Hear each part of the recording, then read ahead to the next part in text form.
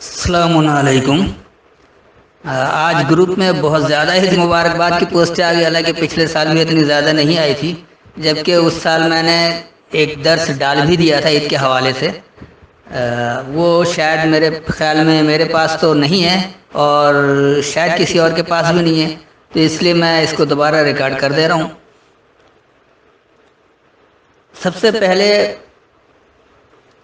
قرآن میں لفظ عید جو ہے وہ کہیں آیا ہی نہیں ہے سوائے ایک جگہ کے، اور وہ ہے سورہ مائدہ آیت نمبر 114۔ صرف ایک ہی جگہ پورے قرآن میں لفظ عید آیا ہے۔ اس سے لوگ عید اخذ کر لیتے ہیں، لیکن یہ ہے کہ آئیے اس کو سمجھ لیتے ہیں۔ اس وقت میرے پاس فتح محمد جالندھری والا ترجمہ پڑا ہے، میں اس سے کر دیتا ہوں، پھر آیت بھی سمجھا دیتا ہوں کہ اللہ کیا کہہ رہا ہے۔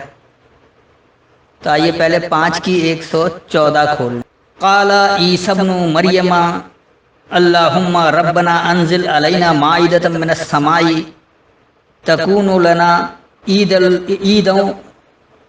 عیدا لأولنا وآخرنا وآیاتا منک وارزقنا وانت خیر الرازقین۔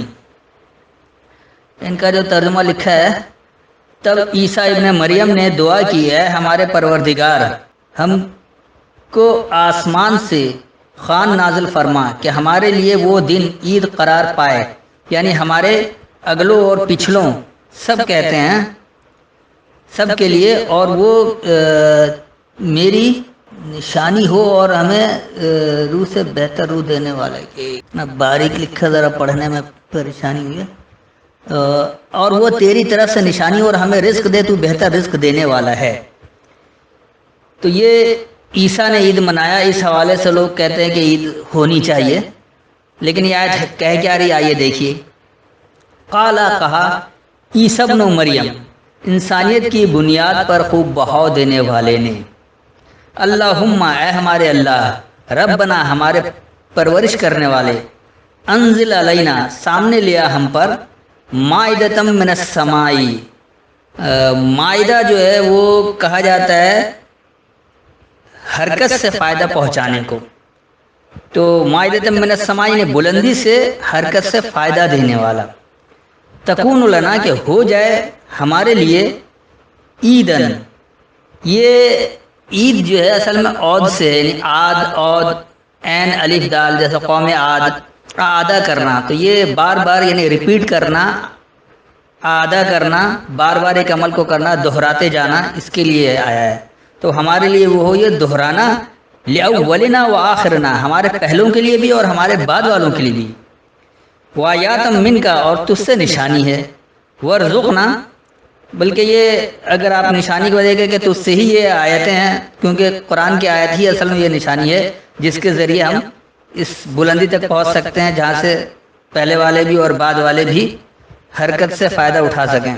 اچھا، وارزقنا، اور ہمیں سامان نشوونما دی، وانت خیر الرازقین، اور تو ہی سامان نشوونما دینے والوں کو بہتر ہے۔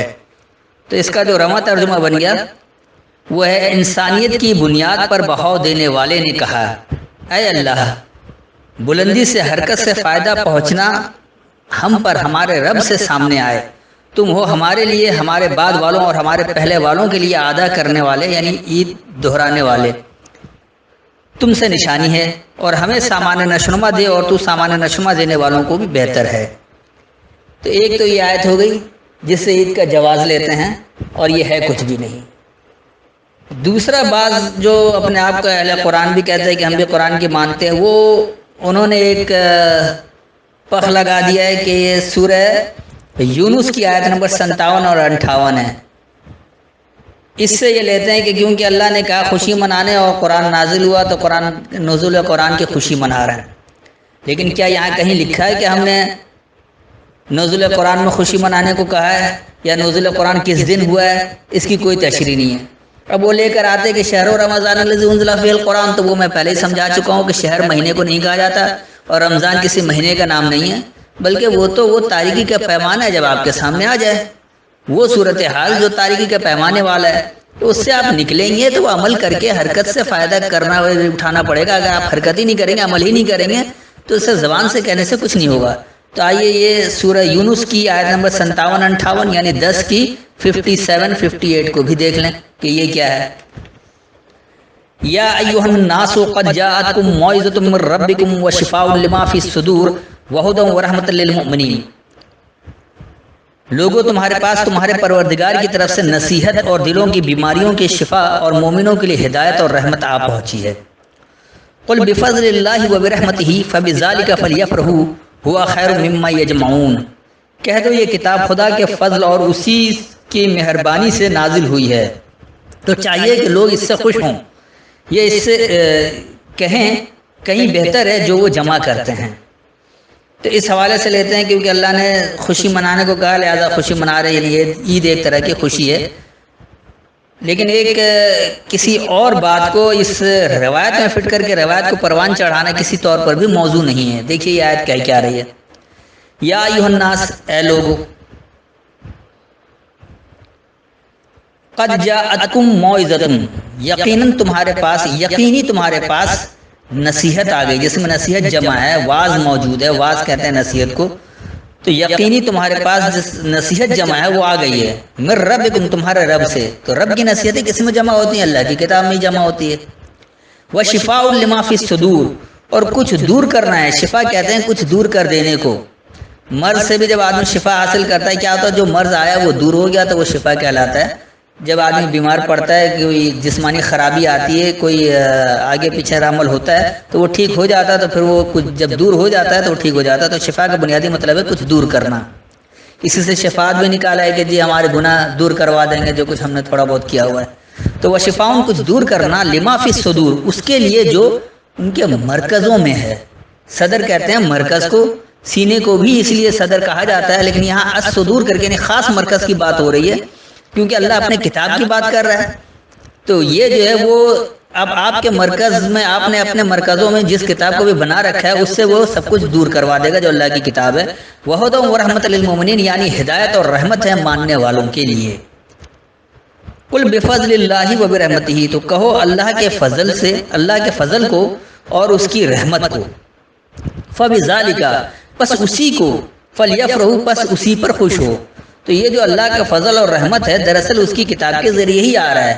احکامات آپ کو ملنے جب آپ اس پر عمل کریں گے جب آپ عمل کر کے اس نظام کو قائم کریں گے وہ سسٹم کو لے کر آئیں گے تو جب جا کر آپ کو خوشی منانے کا یہ فضل جب ہی حاصل ہوگا جب آپ یعنی فاضل ایکسٹرا حاصل کریں گے عمل کرنے کے بعد. تو کہو یہ اللہ کے فضل کو اور اس کی رحمت کو کہ بس وہی اسی پر وہ خوش ہوں. ہوا خیر وہی بہتر ہے مما یجمعون اس سے جو وہ جمع کرتے ہیں. تو اس کا میں رواں ترجمہ کر دوں تاکہ بات آسانی سے سمجھ میں آ جائے. تو یہ ہے اے لوگو یقینی تمہارے رب سے تمہیں نصیحت آ گئی ہے اور دور کرتا ہے اس کے لیے جو مرکزوں میں ہے یعنی ماننے والوں کے لیے ہدایت اور رحمت ہے. کہو اللہ کے فضل کو اور اس کی رحمت کو بس اسی کو پس وہ خوش ہوں وہی اس سے بہتر ہے جو وہ جمع کرتے ہیں. تو میرے خیال میں وضاحت تو ہو گئی ہوگی. یعنی یہاں جو کچھ جمع کر رہے ہیں مال جمع کرنے کی بات نہیں ہو رہی بلکہ آپ جو نظام جمع کر رہے ہیں جو سسٹم جمع کر رہے ہیں جس کے تحت دنیا گزار رہے ہیں. ہر ملک کا ایک اپنا ایک سسٹم ہوتا ہے ایک آئین ہوتا ہے اس کے تحت چلا رہے ہوتے ہیں. تو وہ جو کچھ آپ جمع کر رہے ہیں وہ اس سے کہیں بہتر ہے جو اللہ نے آپ کو دیا ہے. اس لیے اس پر خوشی منائیں. جب آپ اللہ کے عمل کو نافذ کریں گے اس کے نتائج حاصل ہوں گے تو آپ خوش ہوں گے. ورنہ ایسے یہ نہیں کہ آپ کوئی ایک دن مقرر کر کے اور خوشی بھنگڑے ڈال لیں اور خوشی منا لیں. یہ ایسی خوشی کا کوئی فائدہ نہیں ہے اس کا کوئی سروکار نہیں ہے. تو بہرحال میں سمجھتا ہوں کہ وضاحت ہو گئی ہوگی. پھر بھی کوئی بات رہ گئی ہو تو پوچھ سکتے ہیں. السلام علیکم.